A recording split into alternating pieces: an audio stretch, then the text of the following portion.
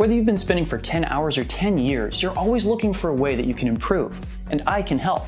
Whether your pain point is plane control, pattern cleanliness, or even just good practice habits, I've got you covered. I've been spinning for over 10 years and teaching for a little over 8, and I've seen a lot of people with a lot of bad habits come through my doors. There are some things I've had to work on that take a lot of time, but there are also some things I've found that make an instant difference in the way that you spin. Here are 10 of my favorites. Tip number 1. Practice with lighter poi. This one is going to seem super counterintuitive. Many of us, as we progress as spinners, can't wait to upgrade from the super light beginner poi that we start with to something that's got a little bit more mass and stability to it. And that's exactly why you should practice with lighter poi. Lighter poi makes spinning a lot more challenging. Stalls are harder, plane control can be crazy, and small imperfections in your style can result in the poi going wildly out of control. Spinning with lighter poi keeps you honest. If you can spin cleanly with lighter poi, then you're going to look like a flow god when you switch back over to a heavier set. Tip number 2.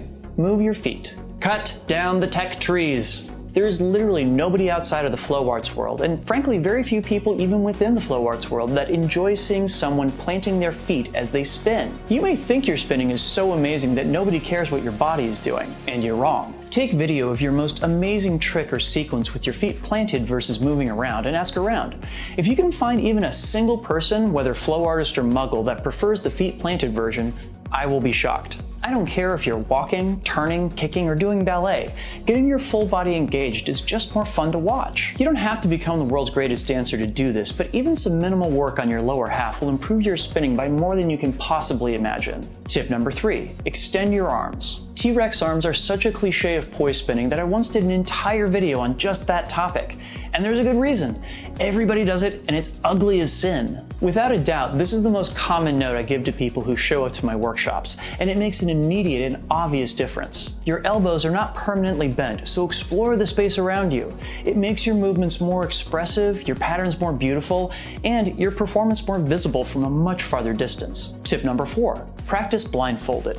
Whoa, time out there, Chief. Isn't that kind of dangerous? Yes, but it's also another practice habit that will keep you super honest. Now, I'm not saying that you should spin fire blindfolded, or even that you should spend the majority of your practice time blindfolded. But doing it for a few minutes will really help you to sense the location of the poi and treat them as an extension of your body.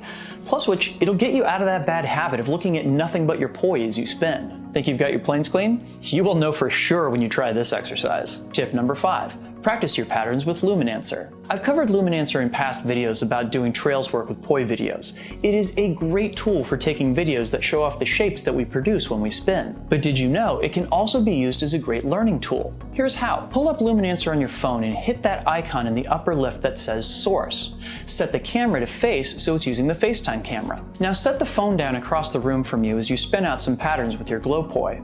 Now you've got instant feedback on how clean your patterns are and a way that you can work to make them even cleaner. Tip number 6. Slow down. If there's one phrase I say more than any other to poi spinners when they're learning, it's this. Most of us have this innate sense that if we spin just a little bit faster, push the poi just a little bit harder, that we will beat the poi into submission and get it to do exactly the trick that we want. There's only one outcome to this approach, and spoilers, the poi always wins. Spinning fast means spinning sloppy. Your planes aren't as straight, your patterns aren't as clear, and when your poi hits you, they're gonna hurt even more. Spinning slower gives you far more control. If you can't do the trick slow, you definitely can't do it fast. Walk before you run.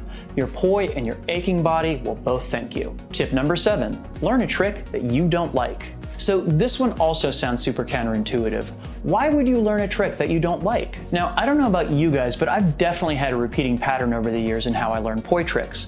I see something that I dismiss out of hand and then go on my merry way. Then, years later, someone comes up with something related to it that looks super cool.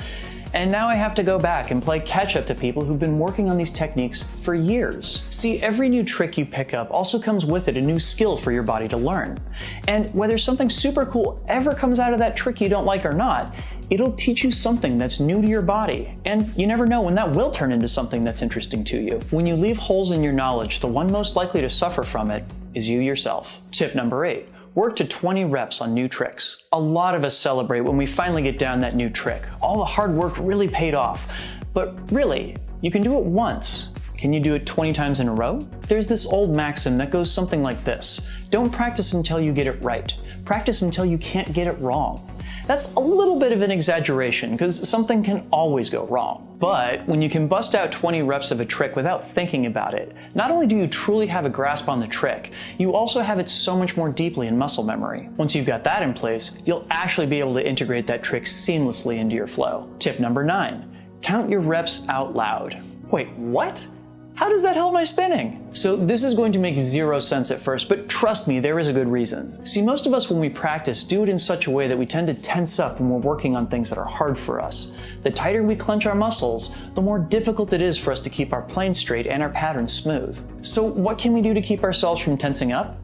We can breathe. In a lot of cases, we're holding our breath when we work on something new, and that leads to that tensing up and all of the misery that comes from it. When you count out loud, you have to take a breath in order to speak out those numbers. It's a backdoor way to force you to breathe regularly. Tip number 10, spin in front of mirrors. This is a piece of advice that gets thrown around a lot, and that's because it's really good advice. You can find wall mirrors pretty cheap at most department stores, and practicing in them makes for such a huge difference in your spinning. Mirrors help you to instantly see moments where your planes or timing are off, plus which they give you perspective on exactly what your tricks look like to your audience. Can't make out your trick clearly in the mirror? Well, neither can the people watching you. But what if you don't have a room big enough for mirrors, or you just don't have the cash to pick any up? No problem. Here is a great life hack for getting around that. Really, you can use any plane of glass that has something darker behind it as a makeshift mirror. When I first started spinning, I used the walls of the bus shelters in my hometown. You can also try empty storefronts or even the front windows of your own house. Once you start looking for opportunities like this, you'll see them start to pop up everywhere. Sweet, so those are my 10 best tips for improving your poise spinning today. Now, I want to hear from you. Which of these tips was the most helpful to you? You can let me know either by leaving a comment or by emailing me at drex@drexfactor.com with the subject line, my favorite tip. Thanks for watching and downloading. Please subscribe to my YouTube channel, Facebook, and Instagram so you get all of my latest content. And be on the lookout for emails from me with leads to things that I think that you'd really like. Peace for now.